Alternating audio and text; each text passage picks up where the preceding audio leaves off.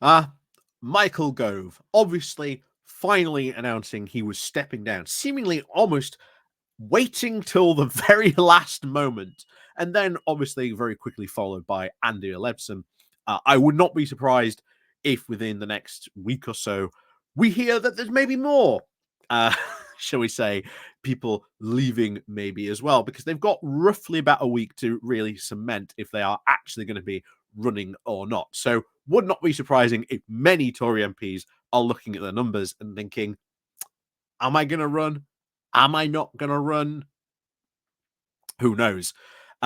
This does, however, though, leave CCHQ, the Conservative Party HQ, with a very, very tricky predicament of having to fill over almost, shall we say, 200 empty seats where they currently have no candidate. So this could lead to some very, very quick vetting, the type of which might, shall we say, put candidates in who, well, are not very good, to say the least. But that will ultimately, shall we say, come out during the general elections. People might get put in that have maybe one too many skeletons in the closet. Maybe, shall we say, did a bit of too much enthusiastic tweeting, maybe at one point. Who knows? Needless to say, these selections probably are not going to go too well when you consider that Labour has, at least when we found this out, had about 6 or 7. Going to be a lot easier for Labour to fill those than, I think the 190 I think the Conservatives have to try and fill at this moment. But of course, we're talking about Michael Gove, a minister, but never the Prime Minister, though not for lack of trying. But before we do get talking about Michael Gove and potentially what he plans, of course, to do next and how he is going to play probably a very integral part in the upcoming Tory civil war, please do remember to click the like, share, and subscribe button. And of course, down below, there are links to my Patreon page, the one foundation link called Buy Me Coffee, where you can, buy me coffee. And of course, as always, thank you very much to all those people who do help and support the channel that way.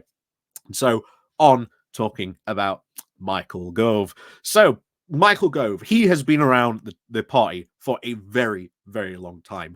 Obviously, he was in opposition, and he, I think, initially joined shall we say, the parliamentary crew when he was there. So he was in there, came in, of course, with David Cameron during sort of the Cameron years, sort of very much through austerity, very big supporter of it.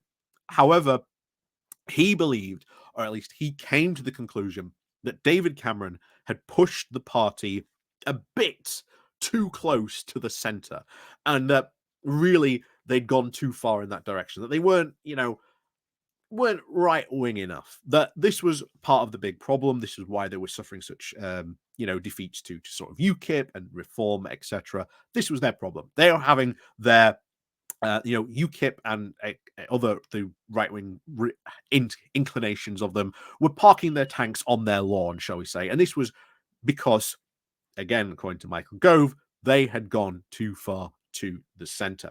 And of course, this led Michael Gove, of course, to run for the Leave campaign, being one of its, it's almost next to Boris Johnson, its big star in many ways.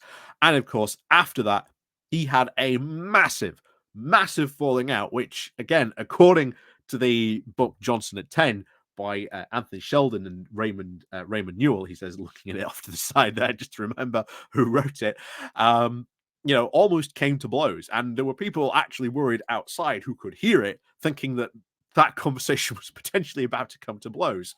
Obviously, after that, he surprised a lot of people by not running himself in the next leadership election to replace Johnson.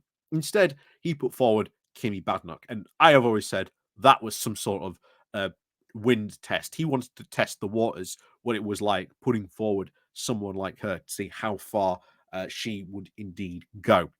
And of course, after that, he created his Onward vehicle, which is sort of his own think tank of this is what the Tory party should be looking like. This is what, they, should be getting on doing. And, this is how we move onward from our current predicament.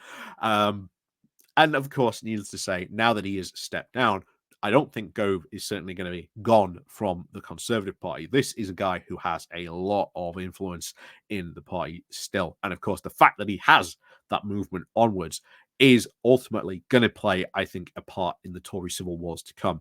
Like I say, it will not be the first or the last time you hear the word onwards, or there's this campaign group called Onwards, which, bear in mind, heavily backed and created, of course, by Michael Gove. But one of the interesting things that is, of course, doing the rounds is that because Michael Gove has been pretty much a fixture of not only the time of opposition and during the Cameron years, through Brexit, Boris Johnson, Liz Truss, etc., right up to the current government, he has probably quite a lot of dirt, and he is now writing a memoir. And something else we should probably expect after this general election, probably an absolute abundance of Conservative MPs writing memoirs about their time in government and about how it wasn't their fault. they tried their best. They tried to warn poor Rishi what was about to happen. They tried to, make things better, but alas, they just weren't listened to.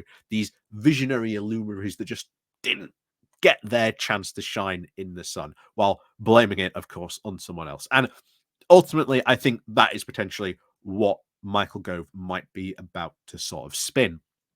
Here is the view of Michael Gove of 14 years of Tory government. How did it go? What did he think? What did he do? The arguments he had, the dirt he might have on other probable politicians that he might suddenly say, oh, well, they, so and so did this and so did this. And they said this in public while doing this behind the scenes.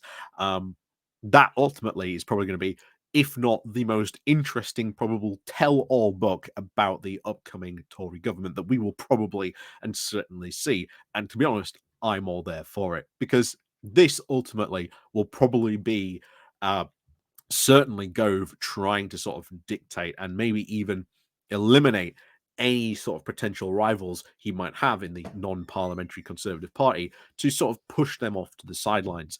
And hey, eventually might try to take control in some way, shape, or form. Not being, the leader of the particular party or running again in a particular seat, but should we say being the power behind the throne, dictating how the party moves.